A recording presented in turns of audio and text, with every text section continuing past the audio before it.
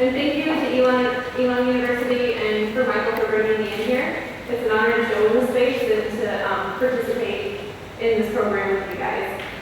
I'm just going to kind of bring you through my process, how one piece kind of builds on the other, and how I've sort of built a lexicon out of my own work, and how the pieces sort of interact with each other. So it's chronological. It's kind of like how I found kinetics, and then how those pieces build on each other.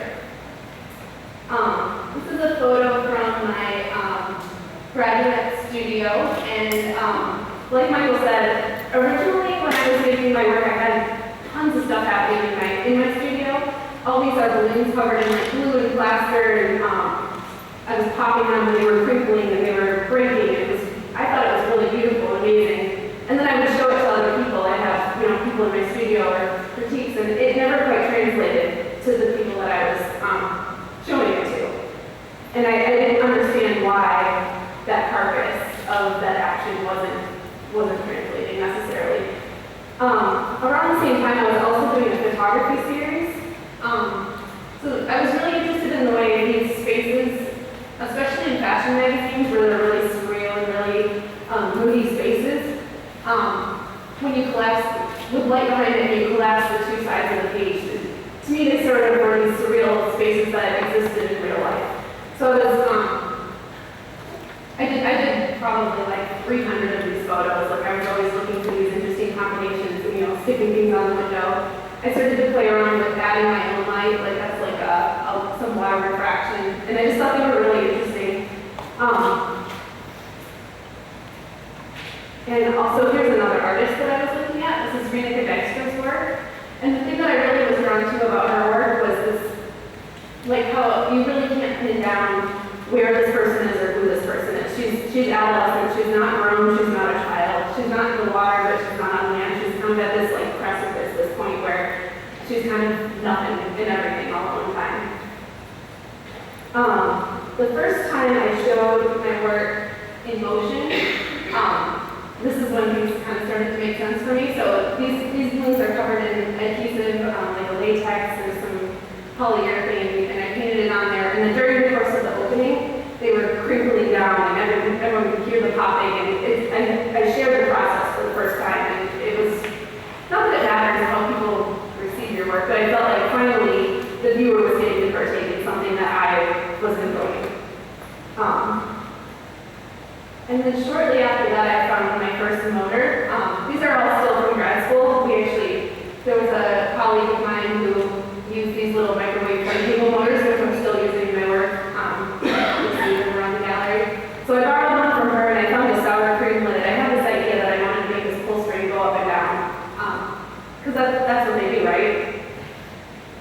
Turn a light on and off. So I installed this on the wall, and it definitely broke in like 5 minutes, because I don't really know how to build machines. That wasn't what was important about the piece. It was important to make the strings move in a way that made sense for the work.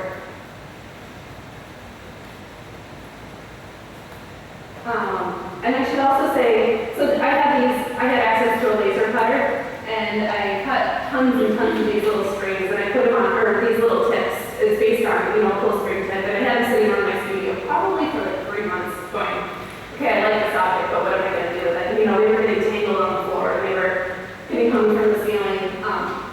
And the motion, I think I was sitting at breakfast, and I drew the pull string, and I drew an arrow up and down, and I was like, okay, that's what needs to happen with it. And I'm interested in those domestic objects that have some poetry involved. Robert Gober's work he's an artist that I really like. He makes the dark space of the drain into a really beautiful and poetic and narrative space. We also started a drawing series around this time, which you can see there's the frame drawings on the back of the wall there from the kitchen table series. And as I started building machines, I sort of lost that really intuitive part of my work in a way. I loved feeling things in my studio and playing and not necessarily knowing where the process was going to take me. Suddenly I'm planning quite a bit more, right? So I need to make things move in a certain way. So I sort of picked up this drawing series as a way to continue working intuitively, and it's actually, so it gives me something that I really enjoy about making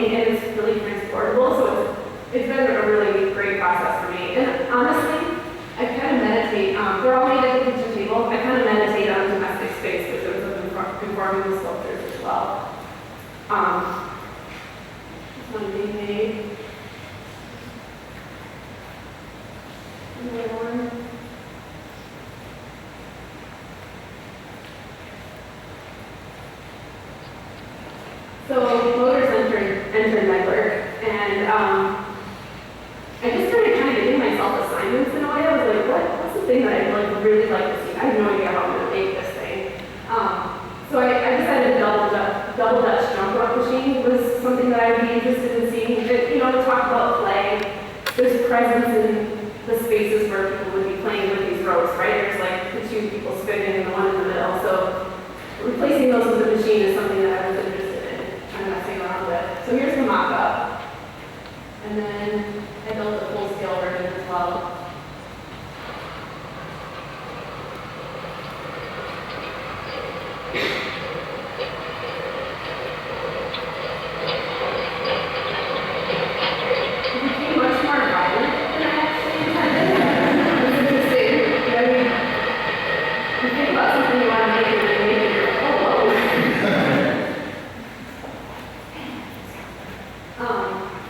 And then just another artist that I look at, Rachel Whiteread's work, she emphasizes negative space, and I think in a similar way I'm interested in presence, implied presence. So, you know, the feeling of someone having just left. She casts the space between bookshelves and the inside of buildings, and I guess I'm more interested in the place where the human could have just been there, and making motion sort of reference that. Here's a new version of the full string piece. The first one on the wall worked, but this actually maybe makes even a little more sense, right? They have the full string bouncing in the middle of the room. And that piece you can see on your way out if you didn't notice it on the way in. It's in the back corner of the gallery, or the front corner, depending on how you come in. And as you can see, I'm still using figurative materials, I call them. It's all the things that you have laying around your studio and you have an idea. I kind of work impulsively, so I flash my studio like crazy. Maybe not quite to a hoarding point, hopefully, but it's kind of like, okay, she's really ready for whatever might happen. This first version had just a zip tie, is what that piece, but I don't even exactly know what it is. It's from the plumbing section of the hardware store. There's a piece that's rotating on the motor, and it's just disrupting a zip tie, and that has the string. So very simple motor building skills, very much based around the idea, more than what I'm capable of as a machinist, if you will. This piece, I really get the idea of presence, implied presence, called the vacancy. And there's 4 different kinetic sculptures on this platform here.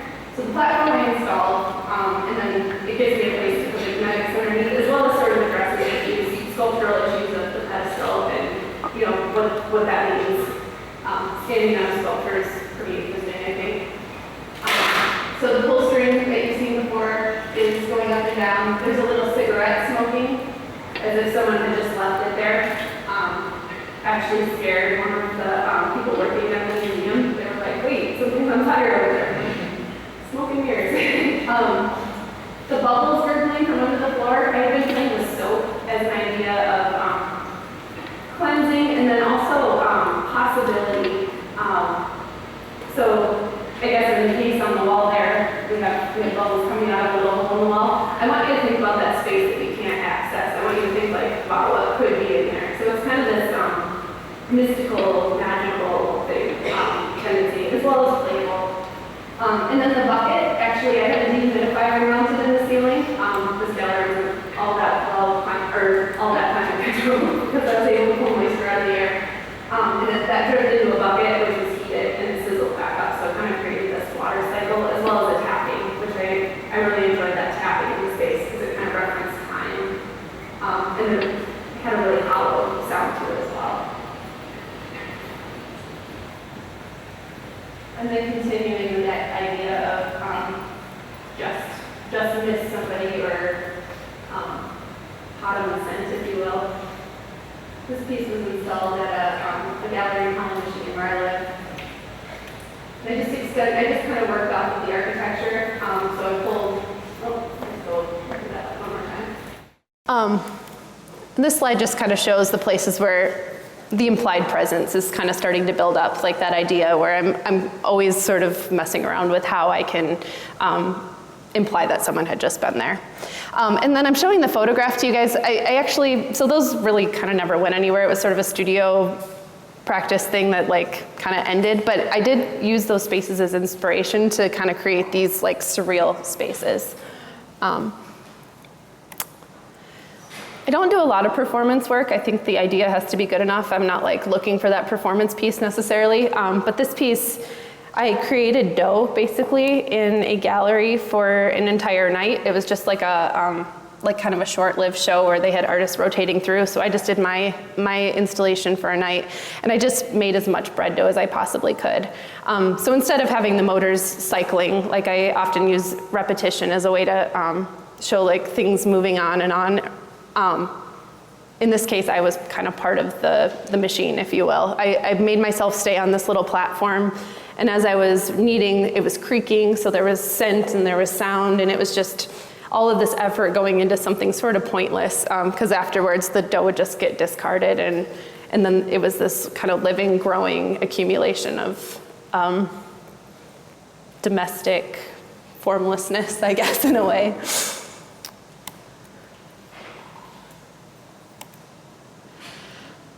So this piece is maybe kind of similar. I hesitated even showing it to you, but this is the first time I kind of, instead of going for presence in my work, I was going for a mood. This piece is called My Pleasure.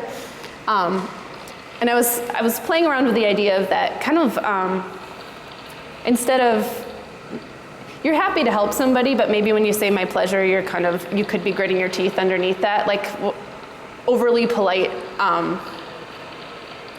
an overly polite mood where you actually maybe are a little bit upset. So there's like the wall is hyperventilating, the cigarette and the bubbles kind of are fuming or gurgling from below, and then this fly, this is a mobile that I don't have a great video of, but think swarm, only single fly kind of buzzing around the gallery. So I use those four things to kind of create a mood that I was feeling. And that's at Land of Tomorrow in Louisville, Kentucky. These pieces don't photograph very well because they're so small. Cy Twombly's an artist that I just really love his composition in his paintings. So I'm not necessarily making paintings like him, but I like to think of the gallery almost like one of his paintings where I'm like, I want a little mark here and I want a little twitch here. And then I also just wanted to show you, so you can start to see in the kitchen table series, there's those light bulbs. And then there's flies around that. So I had kind of been thinking about that idea of the fly for a while. And that will come into a couple other pieces too. This piece was installed in Grand Rapids for Art Prize, actually, in the old Grand Rapids Public Museum. So it's been abandoned for over 35 years. And this is actually where they did all the taxidermy. This was the taxidermy room. And again, I kind of use bubbles to imply like the history of the building. All the lighting for this piece came from spaces that you couldn't access. So it's kind of coming in from all sides and from the top. And then the bubbles were coming up from below. And then people actually could walk through this space. And I don't know if you guys have heard of Art Prize, but it's like, I think you get like 1,700 people looking at your work or something. It's kind of a circus on one hand, but it's also like amazing exposure. So they all walked on my floor and picked up my bubbles, and it got a lot of wear and tear. It started to look like really part of the building by the time that many people had walked on it. They did a time lapse of me installing, which I think is sort of funny. It takes a lot of work to put the floor in and then pull it up and put all the mechanical parts under it and then test it and pull. It's like pull up, put down constantly. When they first started doing it, I was like, I don't need a time lapse. And then afterwards I was like, yeah, that's actually pretty funny. It's just like kind of pointless, like a lot of the sculptures, right? It's just keep going.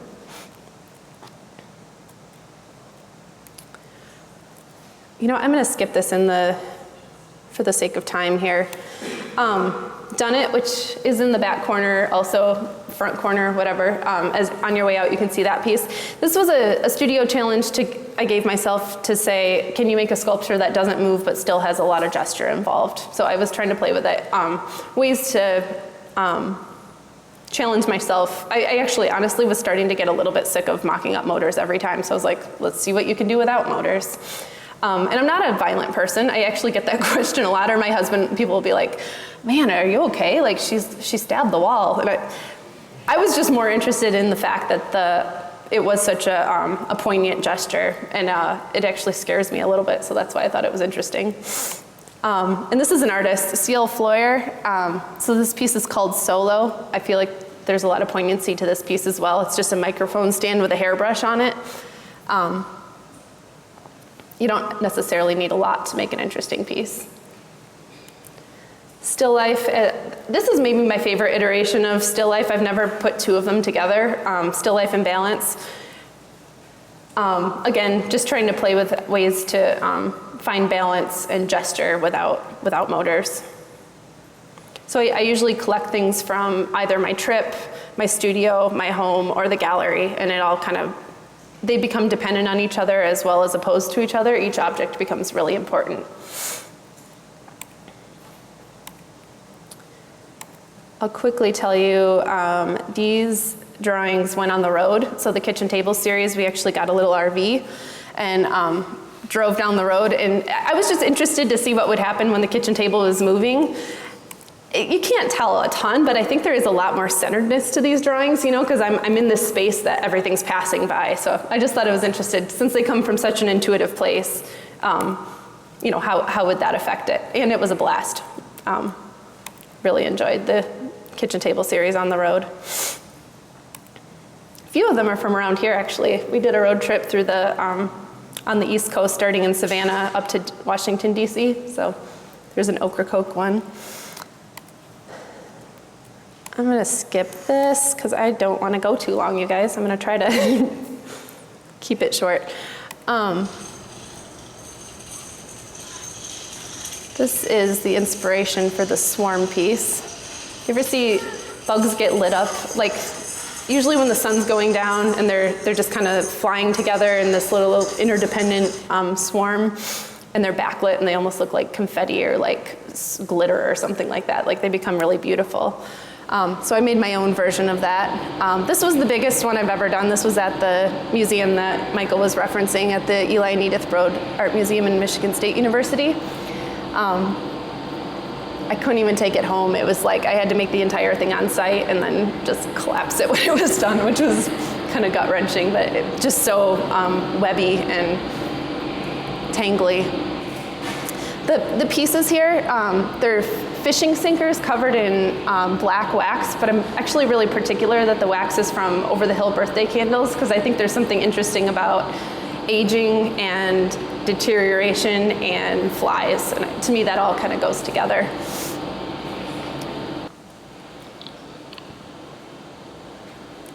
And then at the same museum, a few more swarm slides here. I actually installed it over the welcome desk because, I don't know, I thought that was funny to, flies kind of imply something smells, right? So when they're over someone's head, I think it's sort of funny. Sorry, whoever's over there under the swarm. This is the other piece I installed in the same art museum. So there was 11 bouncing balls. And if you notice, they tap every other time. So it becomes very much about line and space and cadence. I can do that, I can control that by the tension. There's some flexibility in the string, and if I make it just the right length, it'll hit every other time.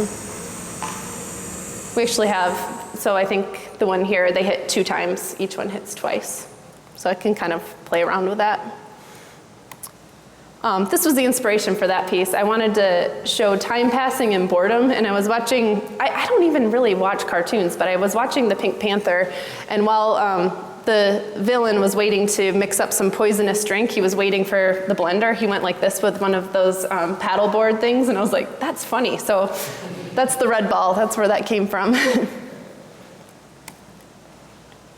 I did have to engineer this piece a lot more. We were installing on a lift 35 feet high, so I couldn't really do like what I did in this gallery. And I think both are actually really valid. Like here I'm kind of like, okay, I want this here, so I'm putting boards together to extend into the right place. Here I had to know exactly what I wanted to do, so it's kind of interesting to work that way. These motors come from windshield wipers. I don't know, I found that kind of interesting. That's kind of like the DIY motor on the internet if you're looking for ways to like animate a ghost around your yard to make it look haunted or something. There's like tons of spooky yard, what's it called? Like DIY forums or whatever. And then this piece seems almost silly to show because, oh, and maybe we're not gonna show. The video is going. It's thin air, which is right here, so let's just look at the sculpture instead. And that piece, I was really interested in mechanized air, and like wind can be really beautiful and hard to control, and I think this piece sort of has that like beautiful wind-blowing elegance to it, but then it also is really creepy that there's a motor making that happen, I think. And we're stuck on that slide. Let's see. So this piece, the pile of blankets actually just breathe up and down really slowly. It's another one of those that you really have to pay attention to. You might not notice it the first time. You might be like, oh, pile of blankets. So that came from my husband's grandfather was actually near death, and you know you kind of sit there and you're like, when is the last breath? Like every breath becomes really precious. So we were just watching the blankets go up and down. So this is the piece that kind of references that. And then there's a fly on the wall that goes, it's a little piece of black wax with a magnet, and then I love to install that piece when I have access to the back of the wall, because then I can kind of play with a magnet moving it up and down. So the blankets breathe and a little fly kind of twitches up and down on the wall. So it's like beautiful and rhythmic, and then like that sort of little agitating thing that happens on the side. And last but not least, I hope. Oh man, technical difficulties stink. There we go. This is a piece I just did a couple months ago at the Urban Institute for Contemporary Art. There's 11 spinning tables. And this piece originally was inspired by Marilyn Monroe. And also I was at a wedding and I saw a tablecloth and I was like, how funny would that be? It was like near the dance floor, and I was like, how funny would it be if that table was dancing too? So sometimes it's just these really impulsive, I want to make work about what I'm imagining. They had a really great space for it where I could, you could go up on a balcony and you could look at it from the top. There's Marilyn in her skirt. And I guess, yeah, this slide, so the way that the tablecloth goes out is it's defining space and giving form to the unseen, and that's what happens in these other pieces as well. A couple more shots of that. There we go. That's the end. Thank you.